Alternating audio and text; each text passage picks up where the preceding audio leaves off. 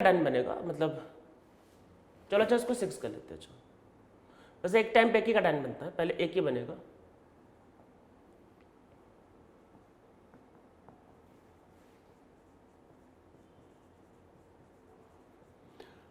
एक hydride shift होगा, attack करवा लेना।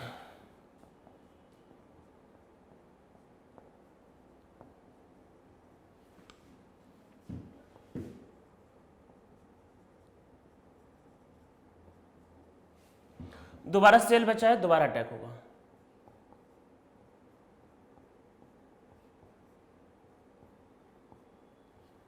ये हमारा प्रोडक्ट है, ठीक है।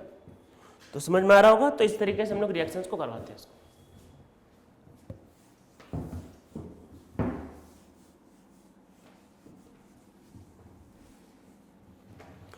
तो हम लोगों का ये हो गया फ्रीडल-क्राफ्ट एल्काइलेशन, ठीक है।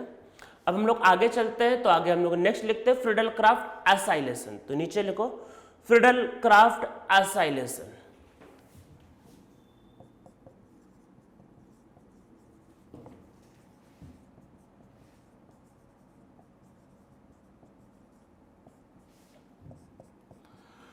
तो एसाइलेशन में सबसे पहले ये समझते हैं what is electrophile.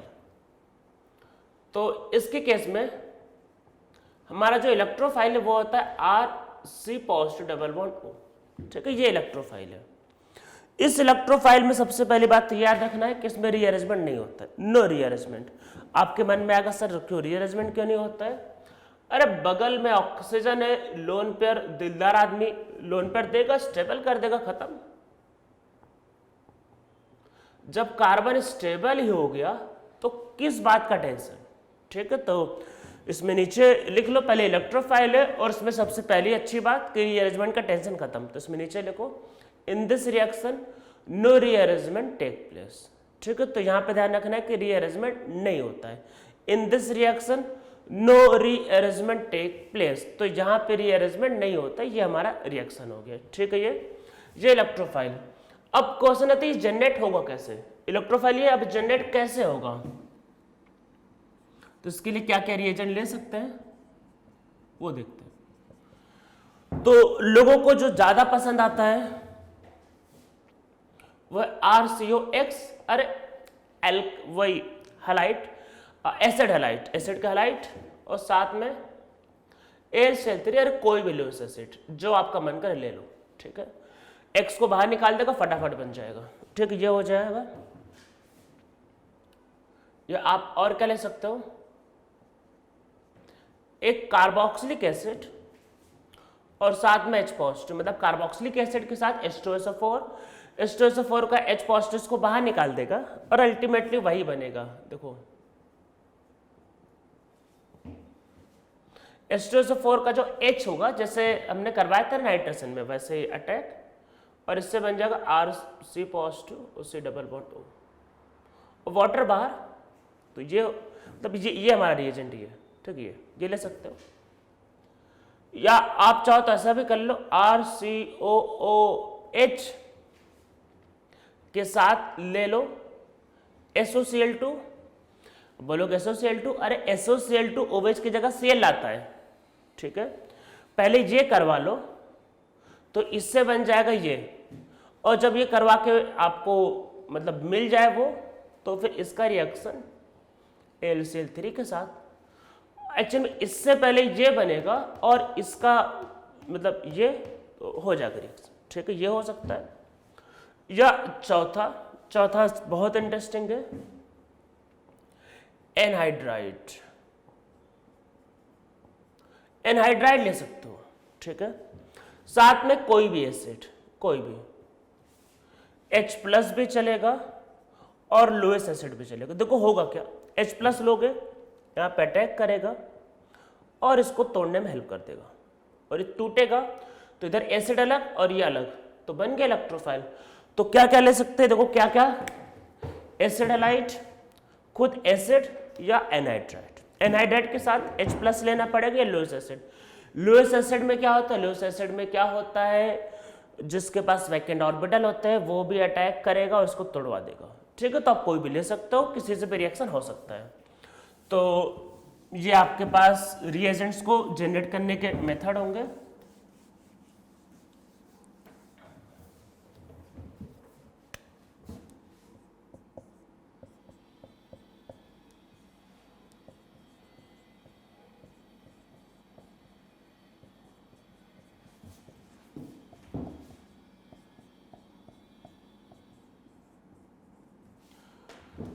This will be our product, ठीक है। अब ये समझ में आ गया।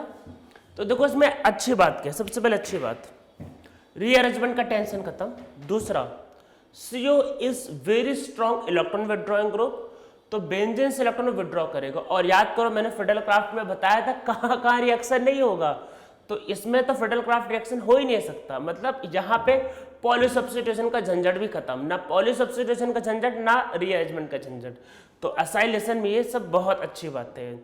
और इसका इलेक्ट्रोफाइल आराम से जनरेट हो जाता है और आराम से रिएक्शन हो जाता है। मतलब फिडेलक्राफ्ट अल्काइलेशन और असाइलेशन में असाइलेशन करवाना ज़्यादा इजी है, क्योंकि उसका इलेक्ट्रोफाइल स्टेबल है, आराम से जनरेट हो जाता है, आराम से रिएक्शन कर देता है, ठीक है। तो इसमें नीचे लिखो in this reaction rearrangement of electrophile is not possible, ठीक है। ऑल्सो असाइल ग्रुप भाई RCO, मतलब जो हम लोग लगाते हैं COR, also acyl group is electron withdrawing group, so in this reaction poly substitution does not take place. तो यहाँ भी पॉली सब्स्टिट्यूशन नहीं होता है, ठीक है। तो अब देखो इसमें एक क्वेश्चन समझो,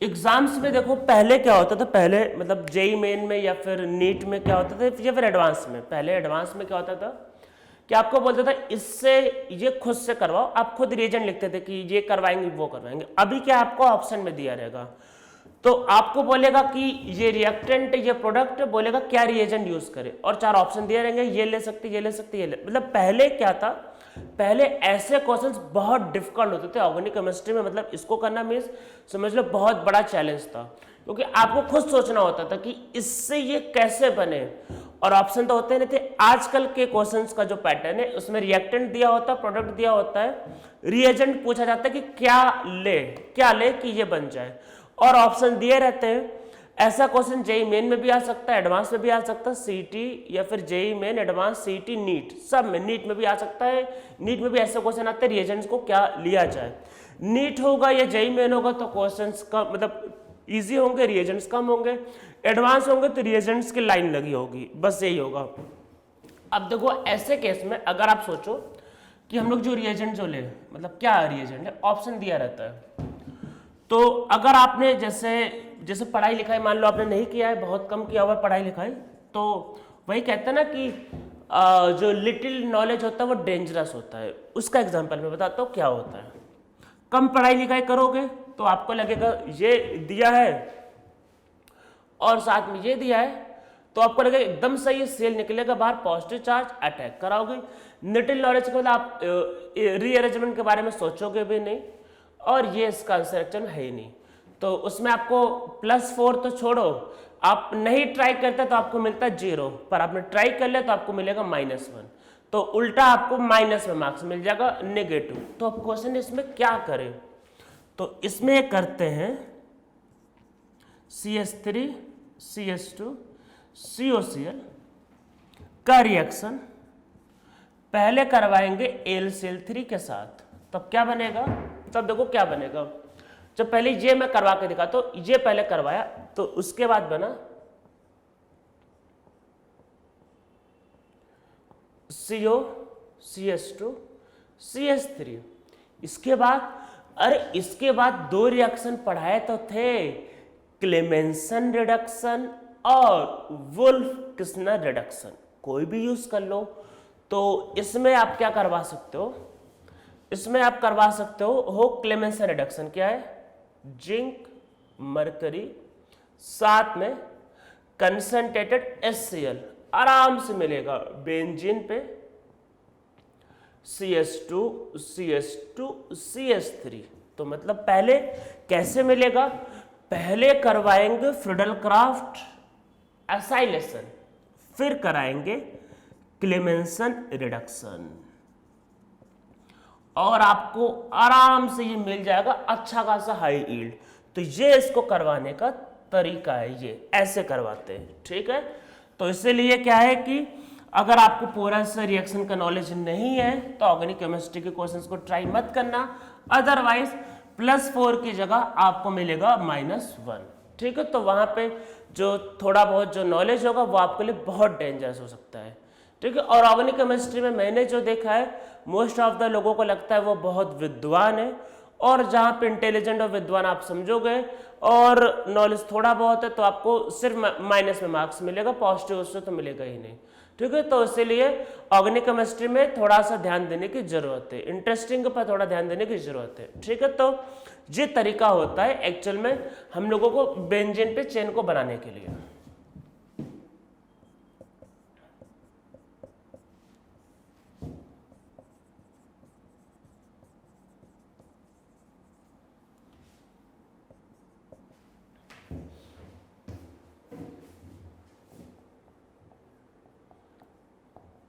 ये पहला स्टेप हो गया।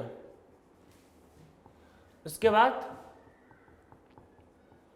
N2H4 hydrogen plus alcoholic OH, this is WKR, Wolff Kishner reduction.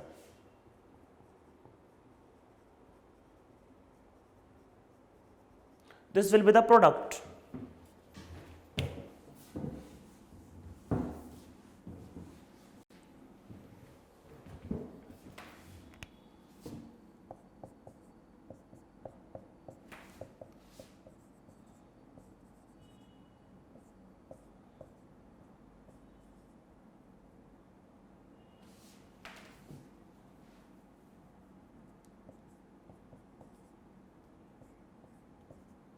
This is anhydride,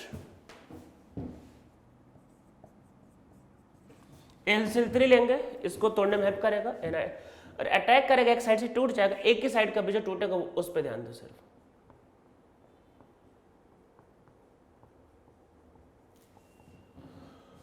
plus this will B CH2 CH3 plus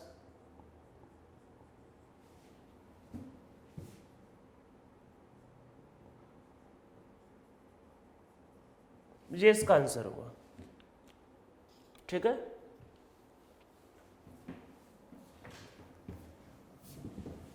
अब कुछ इंटरेस्टिंग रिएक्शन करते हैं, ठीक है। एक तो चलो पहले ये लिख लेते हैं, COCl2, ये एक्सेस में है, तो साथ में LCl3 ये बनेगा। दोबारा एक्सेस में तो बेंजीन फिर से अटैक कर सकता है,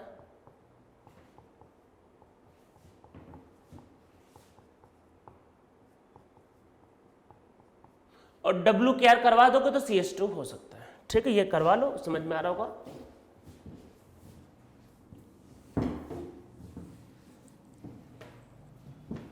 WKR का मतलब है Wolff Kishner reduction.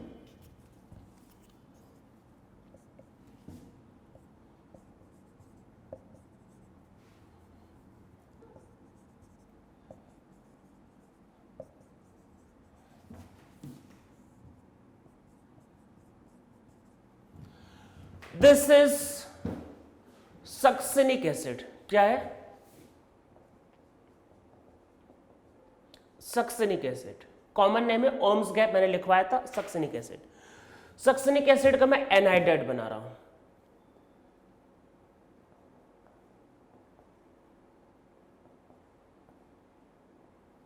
This is succinic anhydride, इसका रिएक्शन करवाएंगे, ठीक है। तो देखो इस पे लोन पेयर है, ये इस पे अटैक करेगा और ये टूट जाएगा और उस पे जुड़ेगा, ठीक है। तो देखो क्या होगा, H को निकाल दो, हाइड्रोजन निकाल दिया है, उसके बाद समझो, हाइड्रोजन निकल चुका है,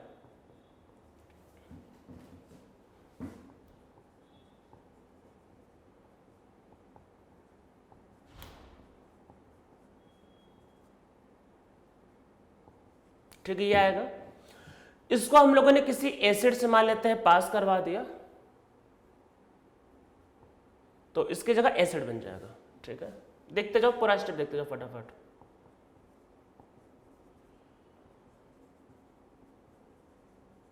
ठीक है, ये कर दिया। अब ऐसा करते हैं, इसका रिएक्शन करवा देते हैं। Zinc mercury concentrated HCl, acid acid से कुछ नहीं करेगा, इसको रिड्यूस जले भले कर देगा।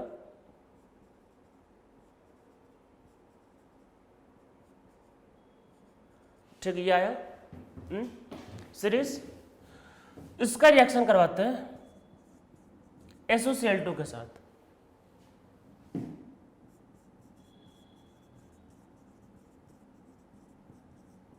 ये बनेगा, OH की जगह Cl आएगा। फिर इसका रिएक्शन हम लोग करवाते हैं। सीरीज समझ में आ रहा होगा पूरा कैसे कैसे चल रहे हैं। ठीक है, फिर इसका रिएक्शन करवाते हैं फिर से AlCl3। तो ये अटैक करेगा। देखो मैं बताता हूं क्या होगा, ये AlCl3 लेने पे क्या होगा, इसका अटैक AlCl3, देखो क्या होगा, CH2 CH2 CH2, ये होगा C डबल बॉन्ड O। ठीक है, Cl बाहर निकलेगा तो this will B positive charge, ये यहां और ये यहां। हाइड्रोजन को भी बाहर निकाल लेना।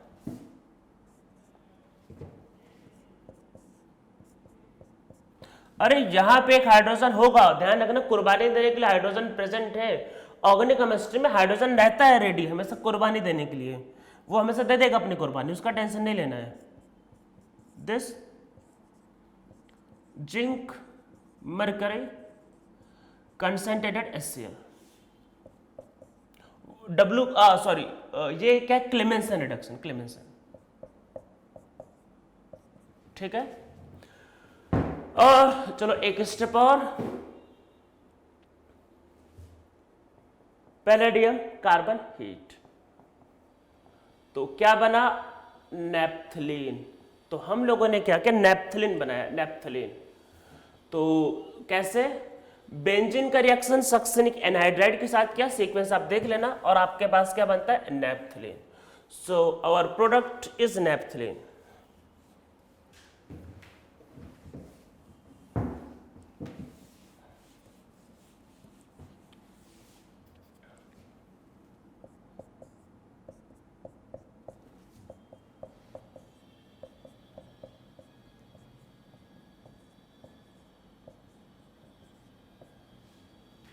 This is phthalic anhydride. ठीक है, ये क्या है, ये आपका है थैलिक एनहाइड्राइड। तो अब इसमें ऐसा करते हैं कि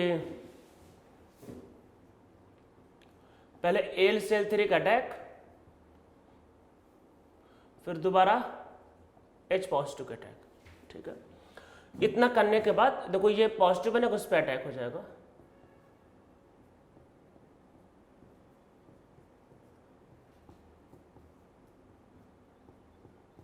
अरे पॉजिटिव बनेगा, इसको अटैक करवा लेना इसमें, तो उस दूसरी साइड इधर आएगा COOH।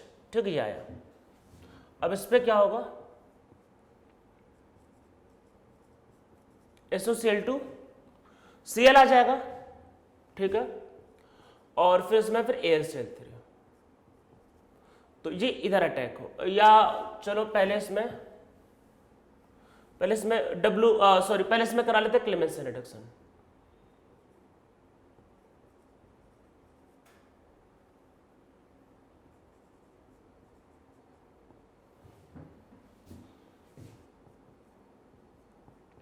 Clemmensen reduction aldehyde ketone को छोड़ के किसी और को रिड्यूस नहीं करता है, बस ध्यान रखना है।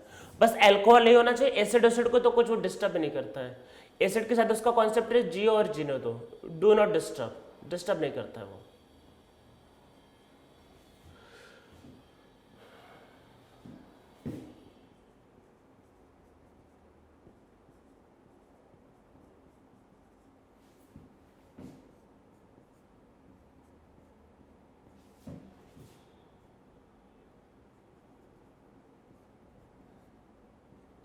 यहां पे Cl आएगा और ये इधर अटैक करेगा।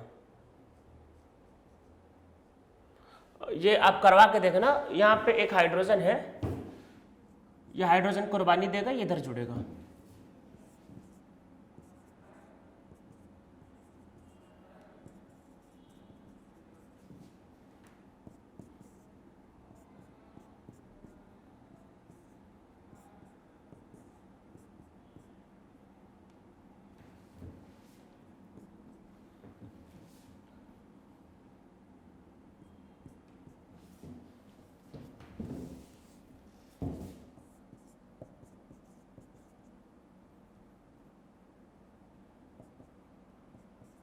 पैलेडियम कार्बन के साथ हीट, एक्चुअल में कार्बन ना होकर बेटर होता है चारकोल है वो। तो ये क्या बना, ये बना आपके पास एंथ्रासीन। ठीक है, दोनों सीक्वेंस को बहुत ध्यान से देखना, आपको समझ में आ जाएगा क्या क्या किया।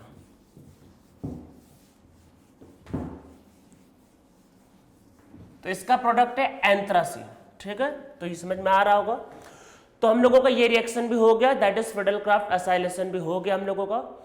तो फिडेलक्राफ्ट एसाइलेशन में कुछ बातें बहुत अच्छी है। कौन कौन सी, कि इसमें पॉली सब्स्टिट्यूशन नहीं होता है और इसमें रीअरेंजमेंट भी नहीं होता है। तो देखो, बेंजीन पे हम लोगों ने इलेक्ट्रोफिलिक सब्स्टिट्यूशन रिएक्शन कंप्लीट कर लिया है। अब इसमें एक होता है न्यूक्लियोफिलिक सब्स्टिट्यूशन रिएक्शन, तो वो स्पेशली होता है जब बेंजीन पे हैलोजन जुड़ा होता है। तो एक्चुअल में वो रिएक्शंस को हमको इस चैप्टर में नहीं करना है। हम लोगों का जो एक्चुअल में ऑर्गेनिक केमिस्ट्री में जो नेक्स्ट चैप्टर आएगा उसका नाम एक्चुअल में एल्काइल एंड अराइल हैलाइड। तो अराइल का मतलब एक्चुअल बेंजीन होता है। तो बेंजीन पे जब हैलोजन जुड़ा होता है, मीन्स जब बेंजीन पे पहले से हैलोजन जुड़ा होता है उसको बोलते हैं अराइल हैलाइड। तो ये रिएक्शन मतलब ऐसे मॉलिक्यूल में आपका न्यूक्लियोफिलिक सब्स्टिट्यूशन रिएक्शन भी होता है। तो बेंजीन के जो न्यूक्लियोफिलिक सब्स्टिट्यूशन रिएक्शन है वो हमको एक्चुअल में इस चैप्टर में नहीं करना है, वो हमको आगे करना है। तो वो आएगा आपका एराइल हैलाइड में। और बाकी देखो ऐसा है कि हमारा जो चैप्टर जो है इसका नाम था एरोमेटिक हाइड्रोकार्बन। तो इसलिए हम लोगों का सारा फोकस क्या था, बेंजीन पे था, हम लोग का सारा फोकस हाइड्रोकार्बन था। अगर बेंजीन पे अगर आप हैलोजन को जोड़ते हो उसको बोलते हैं अराइल हैलाइड। तो वैसे केस में न्यूक्लियोफिलिक सब्स्टिट्यूशन भी होता है, या उसके केस में क्या होता है आपका बेंजाइन। बेंजाइन याद करो, आपने पढ़ा होगा जहां पे बेंजीन पे 3 कार्बन मतलब 3 बॉन्ड बनते हैं, ट्रिपल बॉन्ड। तो बेंजाइन इंटरमीडिएट भी जो होता है वो बनता है, तो वो कहाँ होता है, वो अराइल हैलाइड में। तो वो रिएक्शंस हमको एक्चुअल में इस चैप्टर में नहीं करने हैं, हम लोग उन रिएक्शंस को आगे करेंगे आपका एराइल हैलाइड चैप्टर में। बाकी बेंजीन पे अगर OH होता है तब क्या होगा, वो रिएक्शंस भी हमको यहाँ पे नहीं करना, वो फिनॉल हम लोगों का उसके बाद वाला चैप्टर आएगा जिसका नाम होगा एल्कोहल, फिनॉल एंड ईथर। तो एल्कोहल, फिनॉल एंड ईथर में हम लोग क्या होगा, फिनॉल के रिएक्शंस अलग से करेंगे, हमारा अलग से चैप्टर आएगा। बाकी बेंजीन पे अगर NH2 जुड़ता है उसको बोलते हैं एनिलीन, तो वो अमाइंस चैप्टर में आएगा। बेंजीन पे अगर एसिड जुड़ेगा फिर बेंजीन पे एल्डिहाइड जुड़ेगा, तो वो आगे हम लोगों को करना है। तो हम लोगों को एरोमेटिक हाइड्रोकार्बन में उनके रिएक्शंस को नहीं करना होता है कि अगर बेंजीन पे पहले से NH2 जुड़ गया है तो रिएक्शंस में क्या होगा। तो हम लोगों को इस चैप्टर में मेनली पढ़ना होता था इलेक्ट्रोफिलिक सब्स्टिट्यूशन रिएक्शन, जो हमने कर लिया है। इसके अलावा हम लोगों को कुछ 1-2 रिएक्शंस और देखने हैं। हम लोगों को बस यहाँ पे देखना है प्रिपरेशन ऑफ बेंजीन, वो देखना है। देखो प्रिपरेशन ऑफ टॉलिन भी पूछा जा सकता है, पर टॉलिन का प्रिपरेशन तो वही होता है, अगर आप बेंजीन पे फिडेलक्राफ्ट एल्काइलेशन करा दो तो टॉलिन बन जाता है, तो वो हमको नहीं करना। अब बेंजीन के प्रिपरेशन, तो नीचे हेडिंग लिखो प्रिपरेशन ऑफ बेंजीन की एरोमेटिक हाइड्रोकार्बन मींस बेंजीन को कैसे बना सकते हैं। नेप्थलीन और एंथ्रासिन हमने लास्ट की जो 2 रिएक्शंस की उसमें वही दोनों बने, तो वही देखते हैं प्रिपरेशन ऑफ बेंजीन। बेंजीन को कैसे बनाया जा सकता है, तो लिखो प्रिपरेशन ऑफ बेंजीन। तो इसमें पहले लिखते हैं फ्रॉम एसेटलीन। ये बेंजीन को बनाने का बेस्ट मेथड, मतलब बेस्ट मेथड कोई पूछे तो ये, बाकी सारे जितने मेथड है मेरे पॉइंट ऑफ व्यू से सब फर्जी है, यही मेन मेथड है। तो पहला क्या है, फ्रॉम एसेटलीन। एसेटलीन का मतलब क्या है, 3 टाइम्स मतलब 3 मॉलिक्यूल है ना, दिस इज एसेटलीन जिसको इथाइन बोलते हैं, ethyne common name is acetylene. इसको पास करते हम लोग रेड हॉट ट्यूब। किसका बना होता है? नॉर्मली ये होता है आयरन ट्यूब।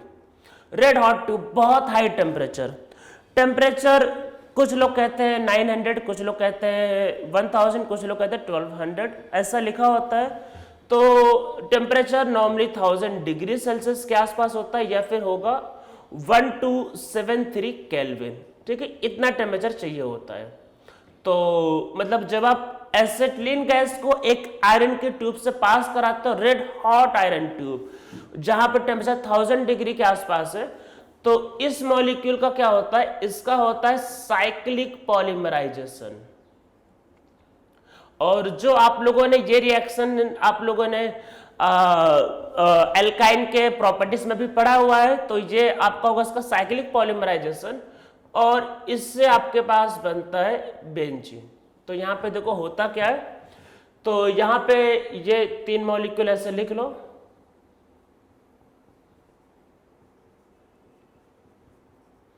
तो ये पाई बॉन्ड इधर, ये पाई बॉन्ड इधर, ये पाई बॉन्ड इधर, तो ये हमारा बनेगा दिस। आप ऐसे कर लो, तो ऐसा करने पे इसको इससे जोड़ देना, इसको इससे जोड़ना, इसको इससे जोड़ना, ये बेंजीन बनेगा। तो ये हमारा इसका प्रोडक्ट आएगा। ठीक है, तो ये हमारा प्रोडक्ट होगा, तो इसका होगा साइक्लिक पॉलीमराइजेशन। अगर इसकी जगह अगर लिया होता CH3, आपके पास C ट्रिपल बॉन्ड C और CH, अगर ये मॉलिक्यूल लेते हैं तो उस केस में क्या होता है? इस केस में बनता है CH3 and CH3 alternate. This is mesitylene. लिख लो, ये मेसेटिलीन मॉलिक्यूल है। तो हुआ क्या? हुआ ऐसा कि हमने एक कार्बन की जगह CH3 ले लिया। CH3 देखो पड़ा रहेगा, CH3 और CH3। स्टेबिलिटी ज्यादा रखने के लिए हम लोग इसको अल्टरनेट लगाएंगे। So this will be our product. ठीक है, ये हमारा प्रोडक्ट होगा। अगर आप CH3 की जगह CH2 CH3 लगाते ET, तो हर जगह ET भी लगा हो सकता था। ठीक है, अगर आप H की जगह अगर आप यहां CH3 जोड़ दो तो उस केस में क्या होगा? फिर से वही साइक्लिक पॉलीमराइजेशन। तो ये मॉलिक्यूल आपके पास कुछ ऐसा बनेगा। ठीक है, ये हमारा प्रोडक्ट है। इसका कुछ कॉमन नेम नहीं है, पर ये हमारा प्रोडक्ट आएगा। तो बेंजीन बनाने का क्या है कि one of the best method है, आप एल्काइन को रेड हॉट आयरन ट्यूब से पास कराओ और आपका उसका साइक्लिक पॉलीमराइजेशन हो जाएगा और आपके पास जो प्रोडक्ट होगा बेंजीन बन जाएगा। ठीक है, तो ये हमारा क्या होगा? पहला रिएक्शन। हम लोग इसमें और देखते हैं और क्या। तो ये पहला था फ्रॉम एसिटिलीन, यही मेन मेथड है। अब कुछ फर्जी मेथड पे आते हैं। फ्रॉम फिनॉल,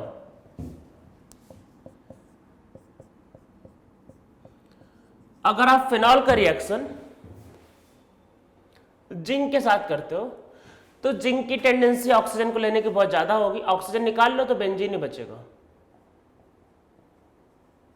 ठीक है, हीट की जरूरत पड़ेगी, तो ये हो जाता है ये सेकंड।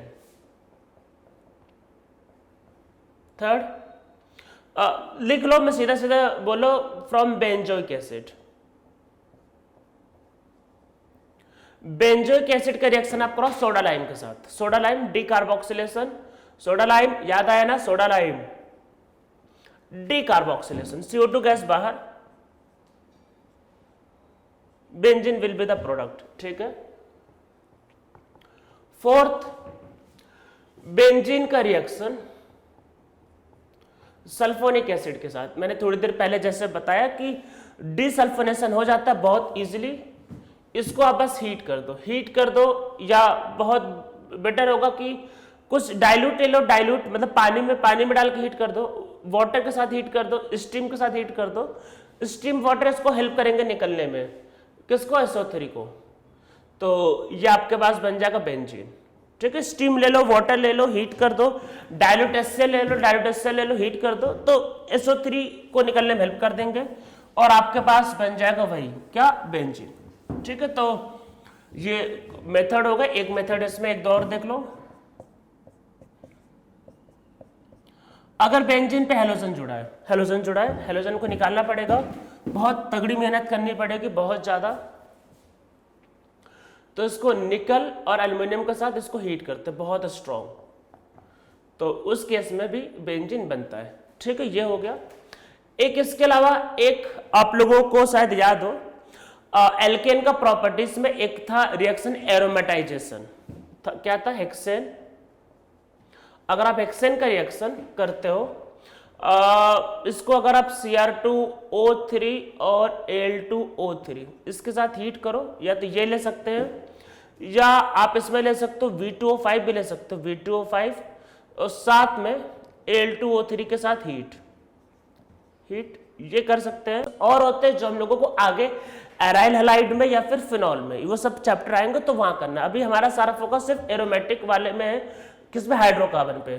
तो जैसे मान लेते बेंजीन पे कोई कार्बन चाहिए, मतलब हाइड्रोकार्बन, देखो हाइड्रोकार्बन सारे ये लगा हुआ है। अगर आप इसका रिएक्शन हॉट KMnO4 के साथ करते हो, या फिर आपके पास लिख के आएगा KMnO4 एसिडिक मीडियम, या तो ऐसा, या फिर आपके पास लिख के आएगा K2Cr2O7 और acidic medium, hot K2Cr2O7, hot KMnO4 या KMnO4 इन एसिडिक मीडियम, कुछ भी ऐसा लिख के आएगा। तो ऐसे केस में जो प्रोडक्ट है वो ऑलवेज होगा बेंजोइक एसिड। ऑलवेज क्या बनेगा, बेंजोइक एसिड। ठीक है, तो इसमें नीचे लिखो एल्काइल बेंजीन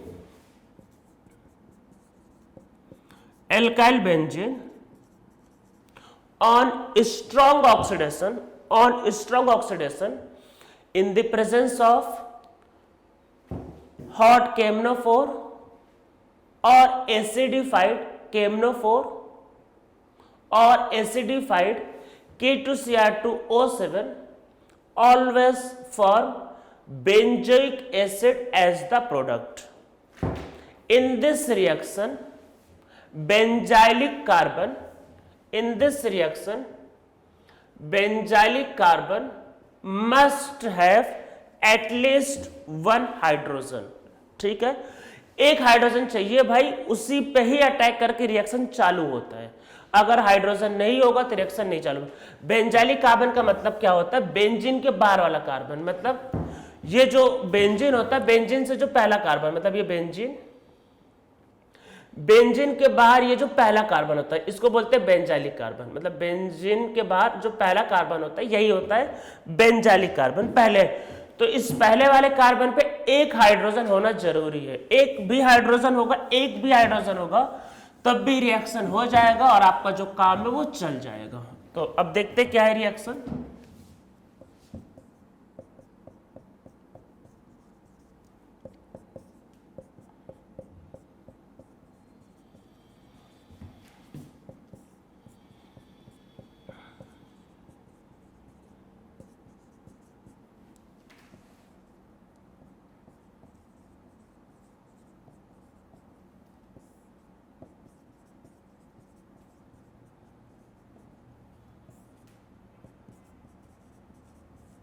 ये बात ध्यान रखना, हॉट KMnO4 चाहिए या फिर एसिडिफाइड KMnO4 चाहिए। बेसिक मीडियम में या डाइल्यूट होगा या लो टेम्परेचर होगा तो रिएक्शन होगी। तीनों का प्रोडक्ट एक ही है,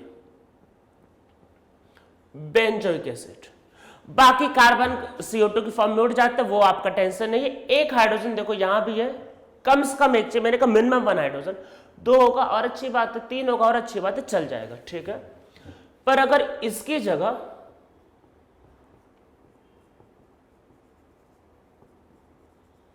अगर ये होता और आप इसकी रिएक्शन KMnO4 के साथ करवाओगे तो रिएक्शन नहीं होगा। तो यहां पे रिएक्शन नहीं होता, मतलब कुछ होता ही नहीं। पर अगर आपने कसम खाया है कि मुझे रिएक्शन करवाना ही करवाना है, तो आपने बोला टेम्परेचर बढ़ाओ। कैसे नहीं होगा रिएक्शन, टेम्परेचर बढ़ाओ। तो वैसे केस में कार्बन चेन का तो कुछ नहीं होगा, बेंजीन का रिंग ही डिकम्पोज कर जाएगा, वही उसके ही टुकड़े टुकड़े हो जाएंगे। तो अगर देखो कार्बन अगर इस पे हाइड्रोजन नहीं हुआ तो ये रिएक्शन में नहीं जाएगा, पर आपने अगर कसम खाया है कि नहीं मुझे रिएक्शन करवाना है, बहुत हाई टेम्परेचर पे बेंजीन करेंगी, उसमें पाई बॉन्ड है, वीक बॉन्ड है, वही टूटने लगता है और बेंजीन करेंगी, डिकम्पोज कर जाएगा। तो इसीलिए ये रिएक्शन आप बेटर होगा कि इसमें बोलोगे नो रिएक्शन, और लिखना चाहो लिख लो, at high temperature benzene ring decomposes, वही रिंग छोटे छोटे फॉर्म में टूट जाता है, उसका ही ऑक्सीडेशन हो जाता है। तो एट हाई टेम्परेचर क्या होगा, बेंजीन रिंग का ही ऑक्सीडेशन हो जाता है। ठीक है, तो हम लोगों का ये जो एरोमेटिक हाइड्रोकार्बन चैप्टर है ये कंप्लीट हो चुका है। इसके और जो रिएक्शन है बेंजीन के वो हम लोगों को आगे पढ़ने, वो हम लोगों को इस चैप्टर में नहीं करना है।